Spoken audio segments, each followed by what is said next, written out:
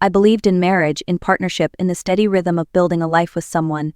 But a single sentence spoken across the dinner table showed me just how invisible I had become.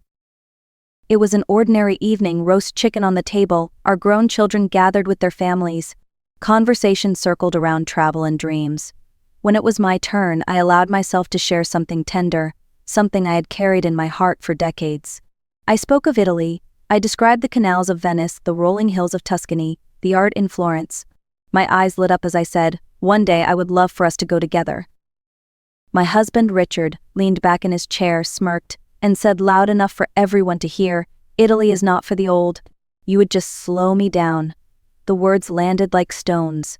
A polite ripple of laughter went around the table, but I felt my heart sink. I forced a smile, nodding as if I had taken the comment lightly, but later that night I locked the bathroom door and let the tears fall silently where no one could see. That moment was not just about Italy. It was about how he saw me, how the man I had spent 40 years beside no longer looked at me as a partner but as a burden. My hair had silvered, my knees sometimes ached, but my spirit still longed for adventure. Yet in his eyes I had shrunk into the background of our living room, someone meant to keep the house tidy, meals cooked, and dreams small. I tell you this not just as a story about me but as a reminder that words can wound deeply. When someone you love dismisses your worth, it can feel like the walls of your life are closing in. But sometimes those very words can also light a fire you did not know still burned inside you. That night, I did not know where this path would lead. All I knew was that something had shifted, and I would never hear the word Italy the same way again. When I look back now, I can see that the cracks had been there for years, small at first, then widening until they could no longer be ignored. In the early days of our marriage, Richard and I were a balance. He was fire, I was calm. He thrived on attention, the kind of man who could walk into a room and draw every eye. I was steady, the one who remembered birthdays, balanced the checkbook, and kept our home running smoothly. For a while it worked. I even admired his charm, the way he carried himself with such confidence. But time has a way of revealing what youth covers up. As the years went on, I found joy in small rituals.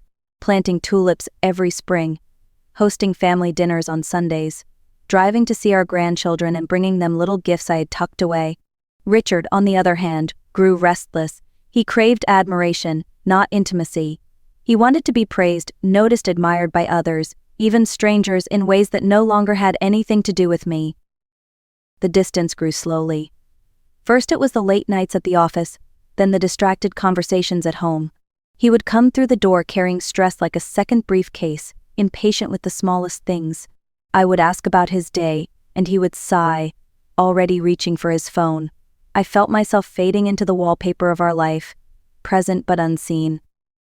And then there was Ashley. She was his secretary, maybe 30 years younger than us, full of energy and laughter. I noticed how he lit up in her presence, how his voice softened when he spoke her name on the phone. I told myself it was harmless, that he needed someone to manage his busy schedule. But deep down, a knot of unease began to grow. Still, I smoothed it over the way I always had. I told myself, after all we had been through together, children, mortgages, illnesses, family crises, it had to mean something. But the truth was undeniable. The man who once held my hand during sleepless nights no longer reached for me. The one who once whispered dreams about our future now rolled his eyes when I spoke of mine.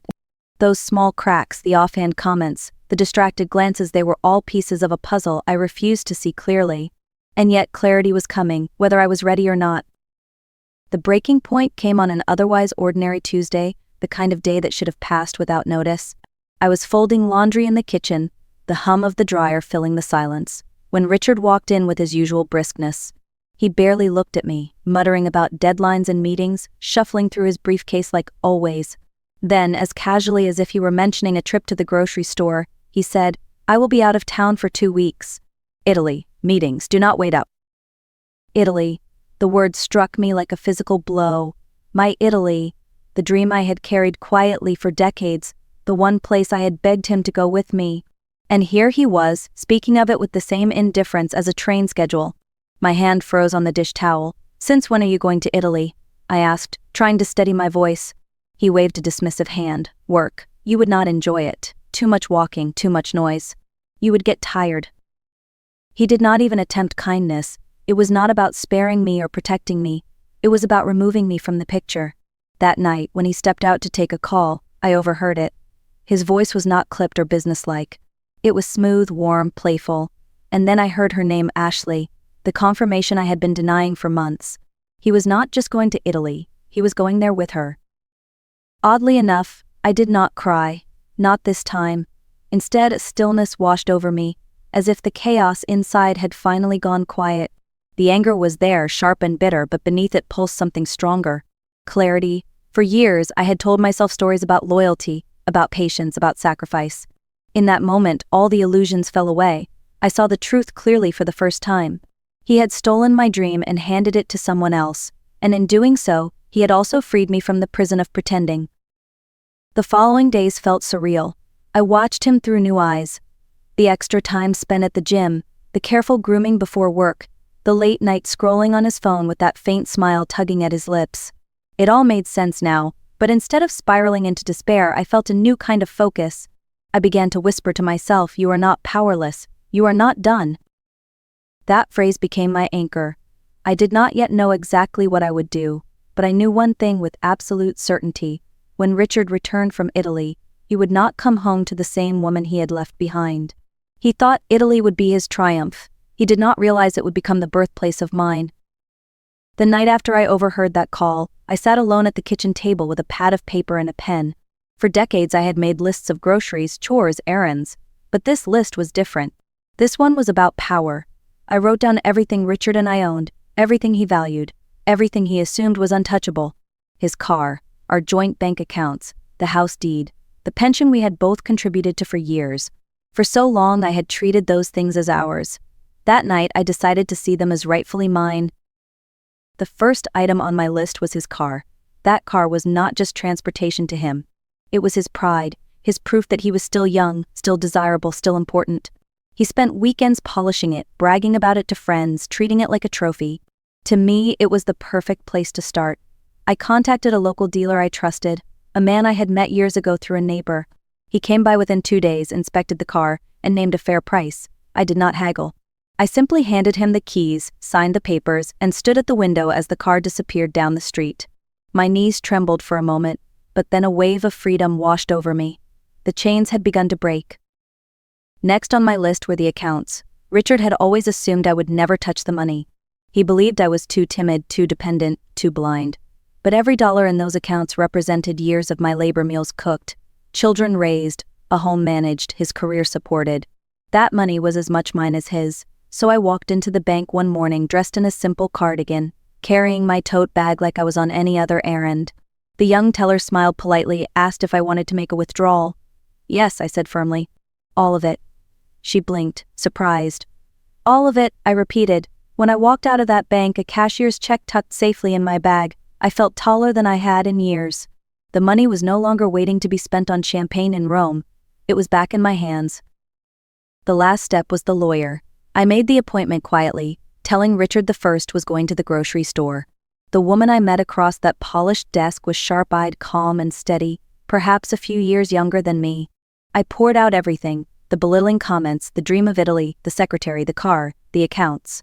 She listened without judgment, then leaned forward and said, "You have already done the hardest part, Marilyn. You decided you are done. The rest is just paperwork." Hearing those words was like taking my first deep breath in years. For so long, marriage had felt like an unmovable wall. That day I realized I had already begun to dismantle it, brick by brick. Divorce. A word I once feared now tasted like liberation. And while Richard wandered cobblestone streets with Ashley, I was building a future of my own, one deliberate choice at a time. Once the papers were filed and the money secured, I could have spent those weeks brooding, waiting for Richard to return from his grand adventure. But something inside me had shifted. Instead of shrinking into the silence, I began to stretch. I asked myself, if I no longer exist just to keep him satisfied, then who am I? The answer came slowly, in small, unexpected ways. The first step was painting. I had always admired art, clipping pictures from magazines of landscapes and still lifes, but I had never dared to pick up a brush. Richard used to scoff when I mentioned it. "Too messy, too impractical," he would say. But now there was nothing stopping me. I signed up for a painting class at the community center. On the first day, I stood before the blank canvas with trembling hands, certain I would make a fool of myself. But when I let the colors spill across the canvas, something lit up inside me. The teacher, a cheerful man with paint on his shoes, looked over my shoulder and said, "You have an eye for this." Those simple words landed in a place that had been starved for years. Not praise for how I looked, not thanks for what I did for others, but recognition for something that belonged to me alone. Then came friendship. A few women I knew from church invited me on a day trip to a coastal town 2 hours away. I almost declined out of habit, worried about the time, the cost, the responsibility of being home. But then I realized there was nothing to hold me back anymore, so I went. We wandered the boardwalk, ate fried clams, and laughed until our cheeks hurt. For the first time in decades, I was not glancing at the clock, wondering what kind of mood Richard would be in when I got home. I was free to enjoy the moment. Even the garden took on new life. That little patch of earth behind our house became my Tuscany. I dug my hands into the soil, planting tomatoes, basil, and lavender. Each sprout that pushed through the dirt felt like a declaration. Growth is always possible, no matter the season. While Richard chased sunsets in Rome, I was learning to create beauty in my own backyard. It turned out freedom did not need a passport. It needed only the courage to claim it. The day Richard returned felt like the final act of a long play. I had rehearsed it in my mind so many times that when it finally came, there was no nervousness left in me, only a calm certainty. I heard the crunch of tires on the gravel driveway, the taxi pulling up. The front door swung open, and there he was, tanned from the Mediterranean sun, suitcase in hand, smelling faintly of cologne I did not recognize. He had the swagger of a man convinced he had fooled everyone, certain he was stepping back into a life preserved, just as he left it. "Well," he said with a grin, dropping his bags in the hallway. "Home sweet home." I studied him quietly, taking in the arrogance on his face. Then his eyes flicked toward the driveway, and confusion crossed his expression. "Where's the car?" he asked sharply. "Sold," I said, my voice calm as stone. His head snapped toward me. "You what?" "I sold it," I repeated, folding my hands on the table. "It is gone." His face reddened. "That car was worth it was worth exactly what I got for it," I interrupted, steady and unwavering. "And that money is mine now, just like the accounts, just like my time, just like my future." He froze. The color drained from his face as he processed my words. "The accounts? All of them?" "Every last dollar," I answered, withdrawn and secured. "You will not be buying champagne in Rome with that money anymore?" For a long moment he just stared, his mouth opening and closing like a fish out of water. Fury and disbelief battled on his face. He slammed his suitcase shut and straightened up, as if trying to reclaim control. "You cannot do this. I will not allow it." That was the moment I laughed, not cruelly but freely, like someone who had finally stepped out of a cage. "You will not allow it." "That is the problem right there, Richard. You spent decades believing I needed your permission. But I do not. Not anymore. The papers are filed. The lawyers are handling it. You no longer get to allow or forbid anything in my life." He staggered back, stunned. His voice dropped to a low growl. "You ungrateful, bitter stop," I cut in, raising a hand. My voice did not shake. "For years I swallowed your insults, your dismissive remarks, your endless belittling. I let you shrink me down until I barely recognized myself. But I am done. I am not too old. I am not too weak. I am not too small. I am done." Silence filled the room. For the first time in our marriage, I had the last word. He grabbed his suitcase, stormed toward the door, and spat, "You will be nothing without me." I stood tall, my hands steady. "On the contrary," I said softly, "without you I am finally something." After he left, the house felt different. It was quieter, yes, but the quiet was not empty. It was space to breathe, to think, to choose. I had wanted him to feel the consequence of his choices, but I did not want revenge to be my ending. What I wanted was life rebuilt on my terms. I started with small things. I rearranged the living room, placing the photographs I had always tucked away on the mantel. I lit the lavender candles he used to complain about and left the music on when I cooked. It was the tiny rebellions that mattered because each one was a step toward saying, "This home belongs to me now." More importantly, I returned to people I had put on the shelf. My sister came for long afternoons of iced tea and conversation. Old friends invited me out without the obligation of performance, no pretending, no tiptoeing around a mood. Those lunches and slow walks reminded me of a life that existed long before the marriage shaped me into its silhouette. I also kept painting. The canvases stacked in the corner began to tell a new story: color, bold strokes, a woman who trusted her own eye. The first gallery that agreed to hang one of my pieces was a tiny place downtown with a woman owner who believed in second acts. When a neighbor stopped by and said, "You look different," she smiled like someone who had been given back a friend. That small recognition felt like sunlight. Travel came later, and when it did, it was gentle. I took a short trip to a bed and breakfast upstate, the kind of weekend that is quiet and restorative. I walked trails, wrote in a journal, and ate breakfast on a porch that overlooked trees. I went not to prove anything to anyone, but because I finally could choose for myself. My garden flourished. The tomatoes and basil I planted became more than food, they were evidence. Growth after hardship is not dramatic. It is steady, tender, and persistent. That is how I wanted my life to be. The point is not that he failed, or that I taught him a lesson. The point is that I remembered who I was when no one else was watching. I did not become bitter, I became awake, and waking up felt like a gift I had earned. If you have listened this far, thank you. My story is not unique in its pain, but it is chosen in its response.